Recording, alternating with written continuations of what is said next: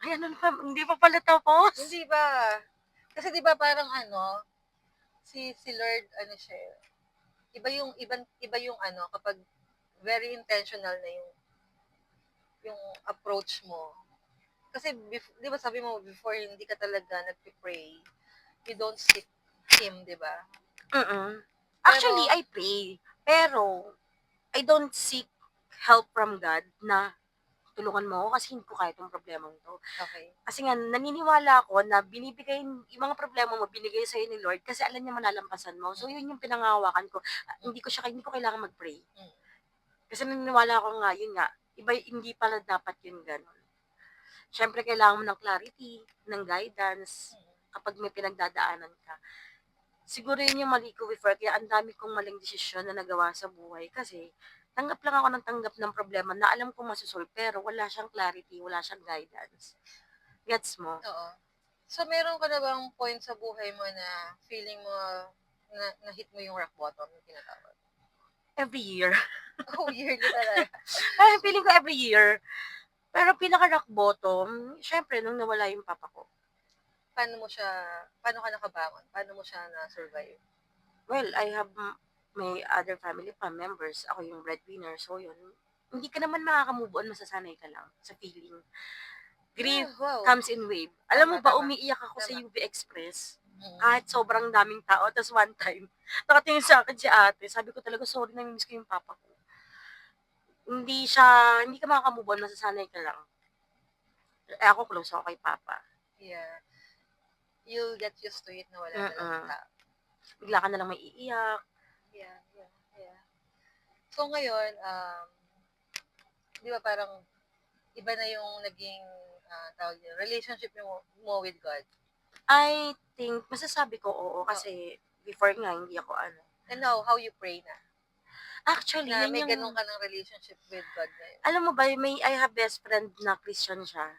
Hindi naman siya Christian, parang turning into Christian kami kasi umaattend na nga kami ng mga Christian Bible study, ganyan. Ang number one na sinasabi ko kay pastor tsaka sa kanya, I don't know how to pray. Mm. Hindi ko alam kung paano mag-pray. Tinatanong ko si Lord, kailangan ba may pattern? Okay. Ikaw ba kailangan may pattern? Before, meron akong dinadasal. Hindi ko siya intention i-pattern, pero ganun na kasi naging flow everyday. Diba? Kasi lagi, may, anong tawag doon? Yung sa Bible school kapag catechism, Okay. sabi nila, you have to pray ng kailangan, pinipraise mo muna si Lord, ganyan. Eh, karamihan naman sa atin, pag nagpipray tayo, diretso, bigyan mo ako ng ganito, ganyan, puro hiling. Okay. Bibihira yung nagti-thank you unless sobrang thankful mo na sa buhay mo. Yun yung, kahit anong situation, hindi ko alam kung paano magdasal. Tapos sabi sa akin ng friend ko, sa kanya ko rin natutunan yung, lagi may pagdasal yung clarity and guidance. Huwag ka nang magdasal ng kahit ano. Kasi nga hindi mo pa alam kung paano mo hihingin sa kanya. Kahit nga may problema ako, hindi ko alam kung paano hihingin ng tulong. Pero I talk to him, na parang best friend ko siya. So, yun yung nabago talaga sa'yo. Mm-mm. Binago ni Lord yung puso. Feeling ko, hindi ako perfect. Mm-mm. Pero ayun nga, feeling ko, mas naging better lang yung relationship ko sa kanya. Kumbaga, paggising sa umaga, wait, G, thank you, ganyan. Nakakatawa, no? Parang, iba yung pakiramdam kapag merong Diyos sa buhay. Mm-mm. Hindi siya pagiging OA Oo, I know. Actually, ngayon lang, sobrang bibihira na may nakakausap ako about God, ganyan. Ikaw, tas yung best friend ko, I have ibang friends na hindi kami open na pag-usapan yung mga ganito kasi iba-iba kami ng paniniwala, ng perspective kung ano man. Baka hindi ito yung way ng pag-glorify niya kay God. And yung iba sinasabi sa'yo, masyado kang religious pero demonyo ka, ganyan. Pero iba-iba yung kapag yung environment mo, na pag-usapan niyo yung gano'n. Tayo naman, we respect every, naman kung ano man yung paniniwala and religion ng Yes, bawat dapat. isa. So, as you said din naman, hindi naman din personally, hindi rin naman ako perfect na tao. So, meron din ako mga kasalanan, but, ayun din, pamahalaga doon we repent. Diba? And yun nga, ako, nagsasalita ako based dun sa mga naging experiences ko. kung ano naging relationship ko sa kanya, based din yon kung paano ako niya binago yung puso ko. Kasi from ungrateful to grateful. Di ba? Parang kasing pag may dinaras tayo sa buhay natin na sobrang bigat, from familiar things to unfamiliar, parang mawawasa ka talaga eh, dudurugin ka eh, Oo. di ba? Actually, yung ngayon ko, di ba may problema ako, sabi ko sa'yo. Mm. Before, pag may problema ako, lagi ko siyang tinatanong, Mm. ano na naman to, ganyan. Ngayon, na-realize ko, naiba yung tanong ko, ay, naiba yung sinasabi ko sa kanya. Sabi ko sa kanya, deserve ko tong nangyayari sa akin. Ay, So, totoo yan. nagsishake yung faith ko. Totoo, totoo. Kasi, syempre, kapag may problema kami, negative na si Satan pumapasok Oo, eh. So, totoo yan. nag-ano ako. Pero, alam mo yun, so, pag nag-hold ka sa kanya, kahit anong pasok ni Satan, parang may pinanood akong movie eh. Tapos lagi sinasabi doon, Jesus loves you, ganyan-ganyan. Iyak talaga ako ng iyak. Kaya sabi ko, at least ngayon, hindi ko siya sinisisi. Tanggap ko na yung nangyayari ngayon is my fault. Yeah, same. Ako before, di ba, parang feeling ko, highness ako. Dumating ako sa ganung part ng buhay ko na feeling ko kaya ko lahat. Magaling ako. Mm. I have all na kailangan ko. Parang ganyan. Until he humbles me. And then, ang nangyayari ngayon, nung pinagdaanan ko rin yun. Alam mo, ang prayer ko na lang is, Lord, tinatanggap ko yung pinagdadaanan ko ngayon. Hindi ako magtitik ng shortcut. Pagdadaanan ko to, masasamahan mo ako habang pinagdadaanan ko to. Na tulungan mo akong buhatin yung krus na to. Kasi alam ko na meron kang gustong ituro sa akin.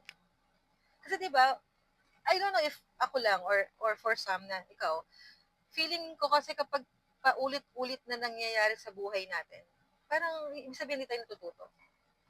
'Di ba? Pag mayroon siyang paulit-ulit na Kasi alam mo na yung routine eh, kung anong gagawin. yeah. Kaya ayun, hindi natin to pinalano tong naging topic Oo natin. nga, bakla. Diba, Ito na lang kaya i-feature, wag na yung una. oh, pwede naman. Hindi kasi, di ba parang sa buhay natin ngayon, sa mga nangyayari ngayon, sa paligid natin, sa buhay, parang it's really, hindi natin talaga malalaman kung ano yung nangyayari bukas. Di ba?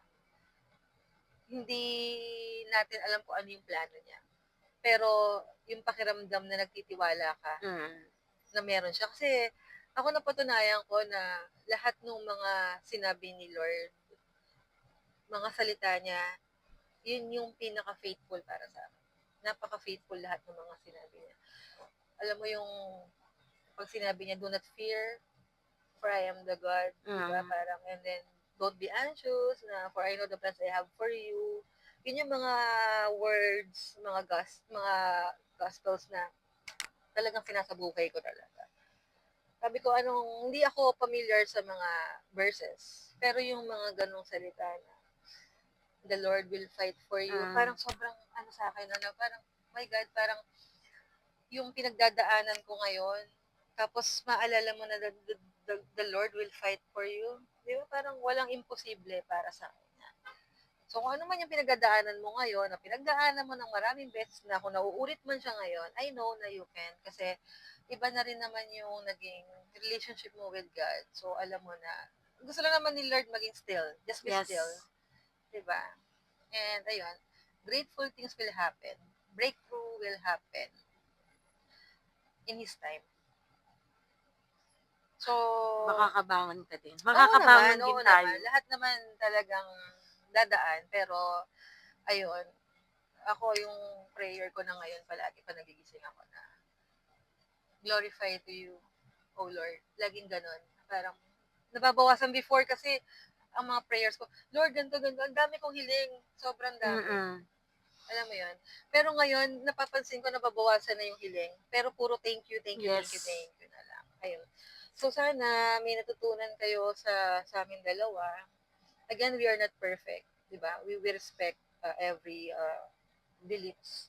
Ito yung na-encounter namin with God is personal experiences namin. Sana may natutunan kayo.